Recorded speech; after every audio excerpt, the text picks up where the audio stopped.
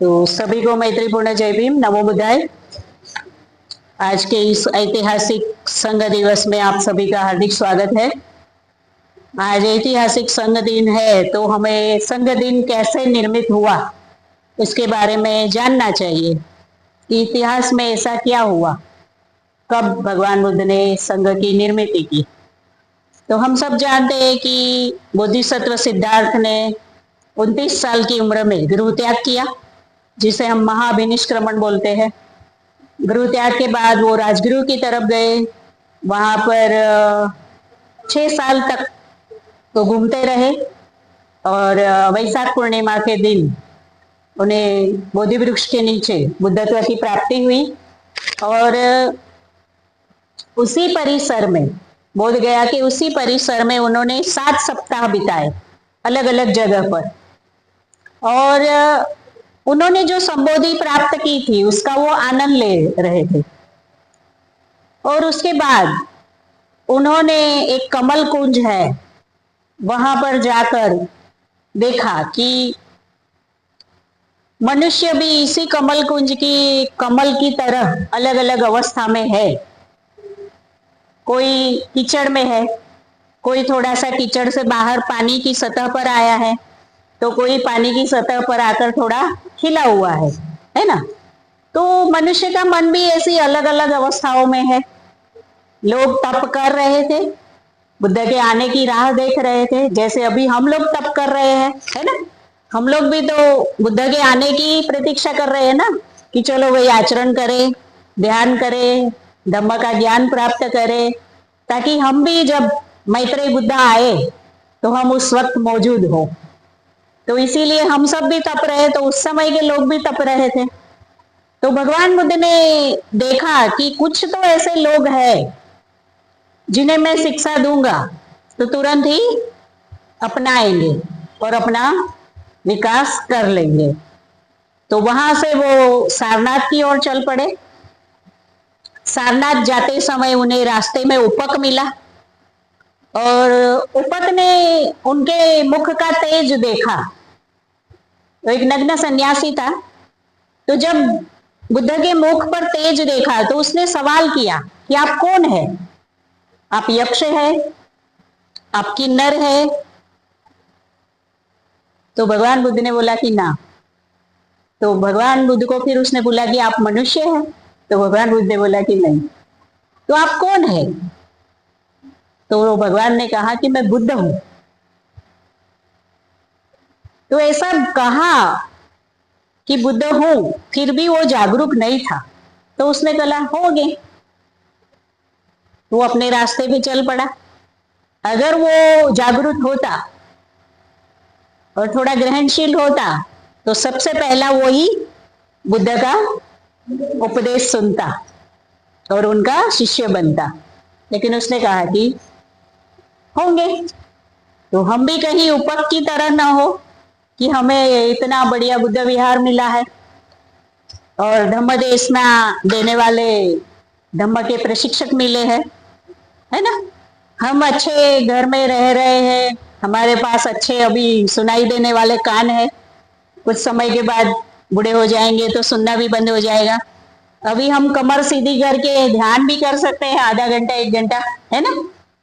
तो अभी सारी इंद्रियां हमारी अच्छी है, हम अच्छा सुन सकते हैं, अच्छा देख सकते हैं, अच्छे से ध्यान कर सकते हैं।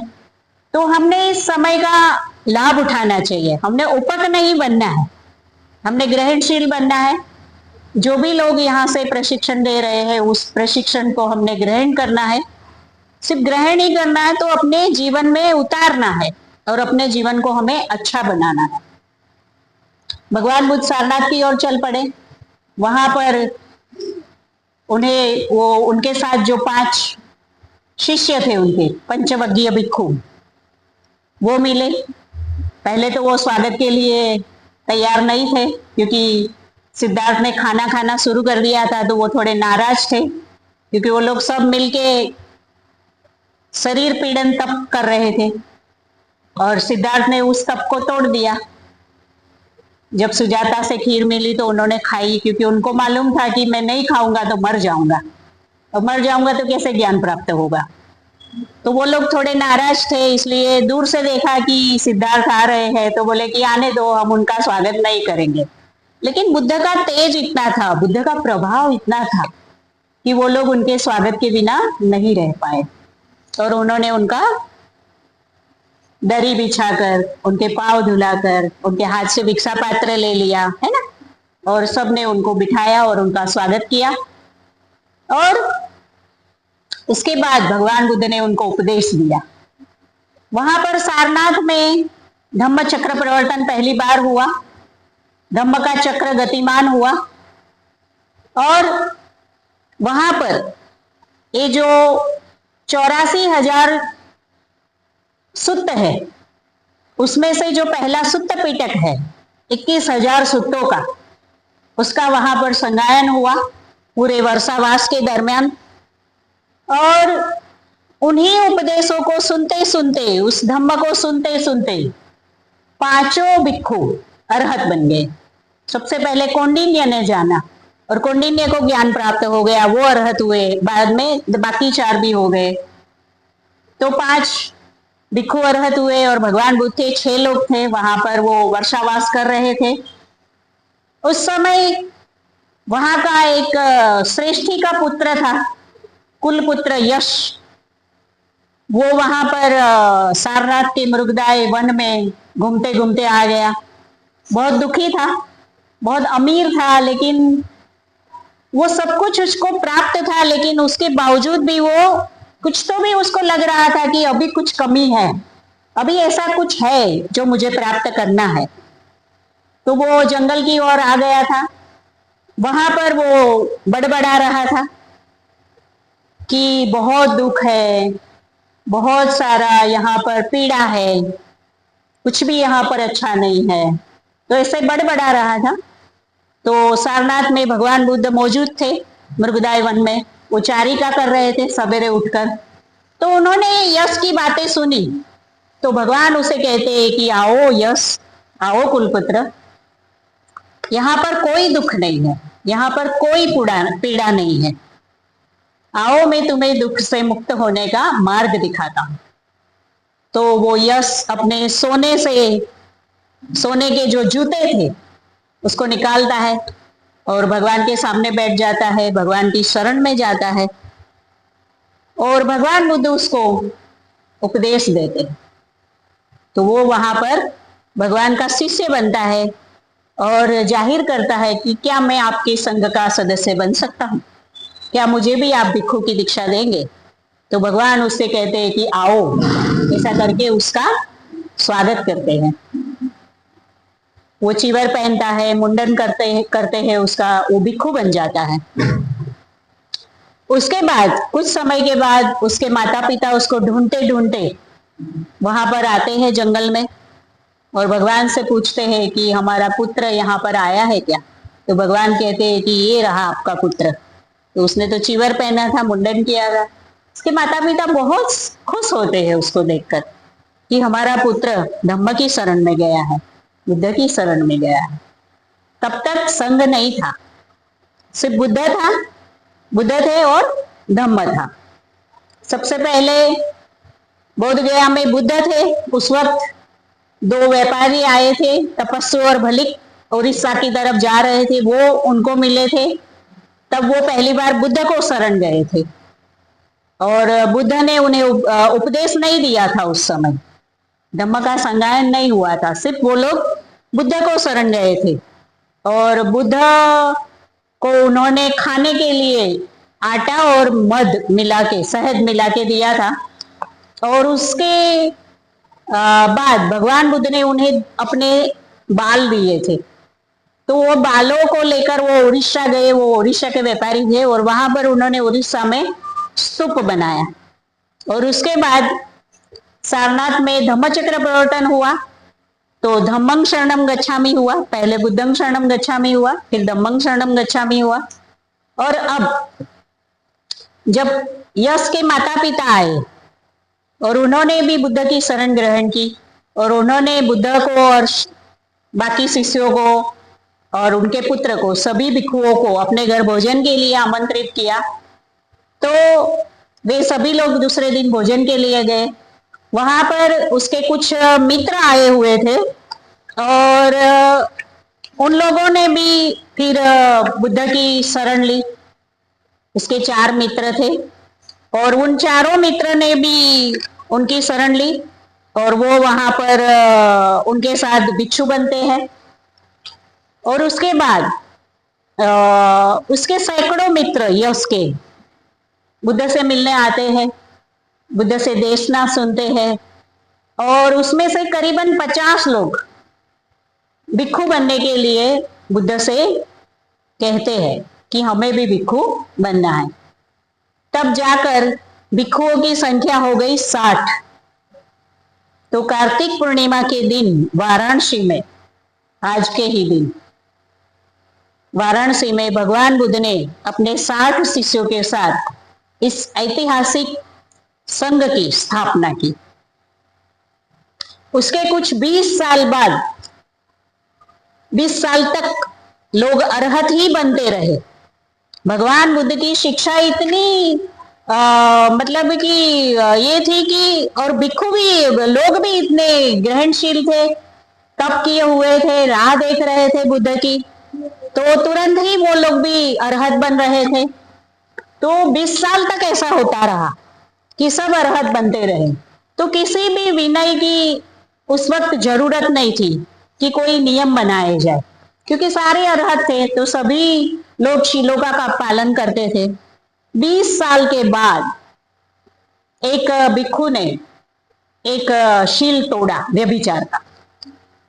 तब भगवान बुद्ध ने विनय पिटक की नियमों की शुरुआत की कि वे अभी जैसे जैसे उनके सामने अब आती गई बातें कि इस भिक्षु ने रात को भी भोजन लिया, ये भिक्षु रात को भी भिक्षाटन के लिए जा रहे हैं, इस भिक्षु ने 3 चीवर से ज्यादा चीवर दान में ले लिए, ये भिक्षु कुछ दान भी ले रहा है पैसों के स्वरूप में।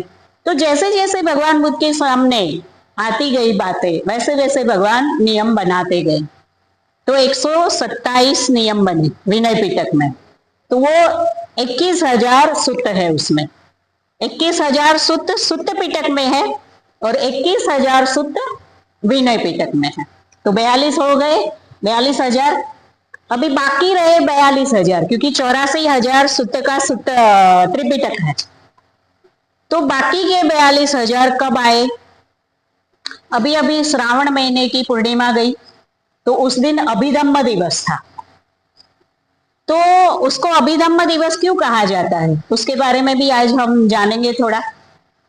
तो जब भगवान बुद्ध को बुद्धत्व प्राप्ति के 7 वर्ष हो गए और 7 वर्ष के बाद उन्होंने जब गूढ़ मतलब कि बहुत ही गहन ऐसी शिक्षा लोगों के सामने प्रसारित करनी थी, अपने भिक्षुओं के सामने भी, तो नियम ऐसा कहता है प्रकृति का कि बुद्ध को जिसने जन्म दिया है उस माँ को पहले वो शिक्षा देनी पड़ती है। तो भगवान बुद्ध की माता महामाया थी, उन्होंने उनको जन्म दिया था, लेकिन 7 दिन के बाद उनका परिनिर्वाण हो चुका था और वो तावंती श्लोक में जन्मी थी। तो भगवान बुद्ध ध्यान लगाकर देखते हैं कि तावंती श्लोक में उनकी माता है।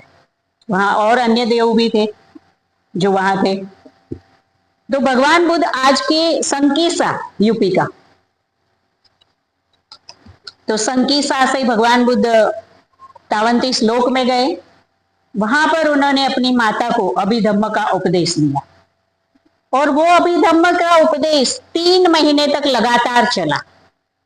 अब भगवान बुद्ध तो मनुष्य लोक में जन्मे थे, तावंती श्लोक में तो कोई वहां का खाना नहीं था, तो भगवान बुद्ध को तो रोज शरीर धारण किया है तो भोजन चाहिए। तो वो भिक्षाटन करने के लिए, चारिका करने के लिए हर रोज पृथ्वी पर आते थे और वहां पर भिक्षाटन करते थे और उसके बाद वो विश्राम करते थे। तो वो विश्राम के समय में सारिपुत्र उनको वहां पर मिलने आते थे। तो सारिपुत्र उन्हें पूछते थे कि भगवान आज आपने तावंती श्लोक में माता को क्या उपदेश दिया। तो भगवान उन्हें संक्षिप्त में अभिधम्म बताते थे और सारिपुत्र अन्य और 500 अरहत भिक्षु थे उनको बताते थे। तो इस तरह से पहला वर्जन 53 श्लोक में अभिधम्म का, और दूसरा वर्जन सारीपुत्र के पास, और आज हम जो अभिधम्म पढ़ रहे हैं वो तीसरा वर्जन है। त्रिरत्न बौद्ध महासंघ में मन को जानो का शिविर होता है, वो अभिधम्म पर आधारित है। सुत्त पिटक में क्या है, कहानियां है कि भगवान बुद्ध जब भी कहीं जाते थे तो उपदेश देते थे चारी कप करने के बाद, तो बताते थे कि भाई चोरी करना बुरी बात है, मनुष्य ने चोरी नहीं करनी चाहिए, ये अकुशल कर्म है। तो सभी तो चोर रहते नहीं थे उस सभा में सुनने वाले, तो जो चोरी करता था उसको वो लागू होता था, उसको असर होता था उसके मन पर कि मैं चोरी करता हूं तो मुझे चोरी नहीं करनी चाहिए। तो सुत्त पिटक ये बताता है कि किसी एक व्यक्ति को वो लागू पड़ती थी बात। ऐसे अलग अलग जगह पे भगवान बुद्ध ने अलग अलग बातों को बताया है, लेकिन अभिधम्म जो है वो इस बात की गहराई में ले जाता है, सिर्फ एक व्यक्ति को नहीं, सभी मनुष्य को, कि चोरी इंसान करता क्यों है। तो चोरी क्यों करते हैं, लोभ के कारण, है ना। उसके पास जो है उससे और अतिरिक्त उसको चाहिए, या उसके पास नहीं है तो उस चीज को पाने का लोभ है ना। तो लोभ के कारण मनुष्य चोरी करता है। कोई द्वेष करता है तो द्वेष क्यों करता है, गुस्सा करता है तो क्यों करता है, तो उसके अंदर द्वेष है ना। कोई व्यभिचार करता है तो क्यों करता है, कि उसके अंदर शांति, सादगी, संतुष्टि नहीं है। तो ये जो मुख्य रीजन है लोभ, द्वेष, मोह, उसको वो बताता है, और वो सभी मनुष्य में होता है। चोरी एक इंसान करता है तो एक व्यक्ति को लागू पड़ेगा उपदेश, लेकिन लोभ, द्वेष, मोह तो दुनिया के सभी मनुष्य में है। तो अभिधम्म सभी मनुष्यों को लागू पड़ता है। अभिधम्म सत्य की बात करता है, जिसे आजकल लोग सनातन कहते हैं। लोभ कभी नहीं बदलता, लोभ उस युग में भी था, अभी भी है, और आने वाले युगों युगों तक लोभ रहेगा, द्वेष रहेगा, मोह रहेगा। ये जो 3 विष है भव चक्र के अंदर, बीच वाले चक्र में, मुर्गा, सांप और डुक्कर, तो ये हमारा स्वभाव दिखाता है। लोभ, द्वेष और मोह, ये 3 हमेशा से थे, है और रहेंगे। ये सनातन सत्य है, ये अभिधम्म प्रकाशित करता है। तो अभिधम्म में बाकी के 42,000 सूक्त है। तो इसीलिए श्रावण पूर्णिमा को अभिधम्म दिवस मनाया जाता है। तो इस तरह से अभिधम्म की स्थापना हुई, तो इस तरह से 84,000 सूक्त है। अभी हम लोगों ने सबसे पहले बौद्ध दीक्षा ली थी 2003 में। बहुत सारे लोग हैं यहाँ पर हमारे साथ मौजूद, 2003 में थे। तो हम लोगों ने 2003 में बौद्ध दीक्षा ली। हमें समझ में आया कि हम जिसमें जी रहे हैं वो सही नहीं है। तो हमें बाबा साहब ने जो धम्म बताया है, जो बुद्ध रत्न हमें बताए हैं, तो उनकी शरण में हमने जाना चाहिए। तो हमने बौद्ध दीक्षा ली, सोच समझ कर ली थी हमने। पर फिर भी वो कैसा हो गया, सामाजिक और सांस्कृतिक शरण गमन हुआ कि हम बुद्ध धम्म संघ को शरण गए। फिर कोई उत्सव आया, बुद्ध पूर्णिमा आई, विजयादशमी आई, तो हम जाते हैं बुद्ध को शरण, है बुद्ध धम्म संघ को हम सांस्कृतिक और सामाजिक शरण गमन करते हैं। कभी किसी की मृत्यु हो गई, कभी शादी हो गई, तो फिर सांस्कृतिक शरण गमन हम करते हैं, है ना। उसके बाद जो लोग अभी संघ में धम्म मित्र बने हैं, तो जब उनको लगा कि इतना काफी नहीं है कि उत्सवों के दौरान ही बुद्ध धम्म संघ को शरण जाना, है ना, या प्रवचन सुनना, इतना काफी नहीं है। अगर मुझे अपना आध्यात्मिक विकास करना है, मुझे भी बुद्धत्व के मार्ग पर आरूढ़ होना है, मुझे बुद्ध बनना है, तो मुझे परिणाम कारक शरण गमन की ओर जाना पड़ेगा। तब हमने संघ को एप्लीकेशन किया कि हमें धम्म मित्र की दीक्षा दी जाए। तो तब हम धम्म मित्र बने। और हमने उस दिन 3 घोषणाएं की। हमने फूल मोमबत्ती अगरबत्ती अर्पण किए हमारे आदर्श को, और हमने 3 घोषणाएं की कि मैं पंचशील का पालन करूंगा, है ना, मैं बौद्ध हूं, मैं पंचशील का पालन करूंगा, और त्रिरत्न बौद्ध महासंघ यह एक आध्यात्मिक संघ है और इसमें मेरा आध्यात्मिक विकास होगा, ऐसा मेरा विश्वास है। तो ये 3 घोषणाएं जब हमने धम्ममित्र की दीक्षा ली तब की थी।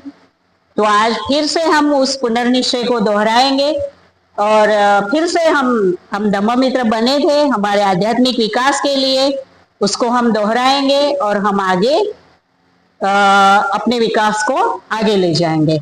तो भगवान बुद्ध ने आज के दिन ऐतिहासिक संघ की स्थापना की थी और भगवान बुद्ध ने भिक्षुओं को कहा था कि बहुजन हिताय बहुजन सुखाय, है ना, इसके लिए आप चारिका करो, है ना, कि चरत भिक्षवे चारिकम बहुजन हिताय बहुजन सुखाय लोकानु अनुकंपाय अत्थाय हिताय सुखाय देव मनुष्यानि देसेथ भिक्षवे धम्मं आदि कल्याणम मज्जे कल्याणम परियोसन कल्याणम साथम संयंजनम केवल परिपूर्णं परिशुद्धम ब्रह्मचर्यं प्रकाशेत।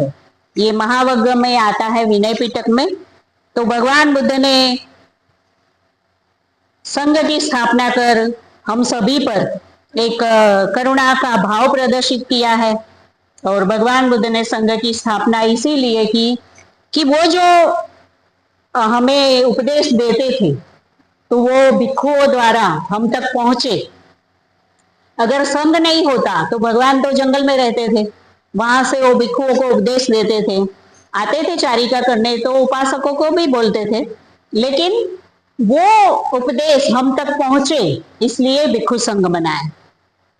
और भिक्षु संघ 3 चीवर में ही अपना निर्वाह करता है ना, 7 चीजें सिर्फ उनको चाहिए, उसी में वो अपना निर्वाह करता है। फिर भी उनके चेहरे पर तेज कितना होता है, वो कितने सुख में रहते हैं। उनके पास हमारे जैसे गाड़ी बंगले नहीं होते हैं, लेकिन वो अपना शांति सादगी और संतुष्टि का कैसा जीवन जी रहे हैं, किस तरह से जी रहे हैं, वो लोगों के सामने रखने के लिए कि हाँ ऐसे भी जीवन जिया जाता है कम जरूरतों में भी।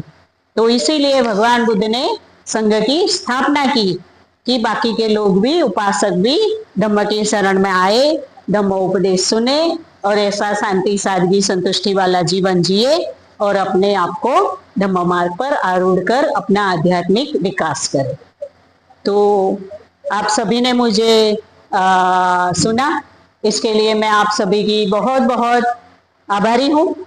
आप सभी का बहुत बहुत पुण्यानुमोदन। जय भीम, नमो बुद्धाय।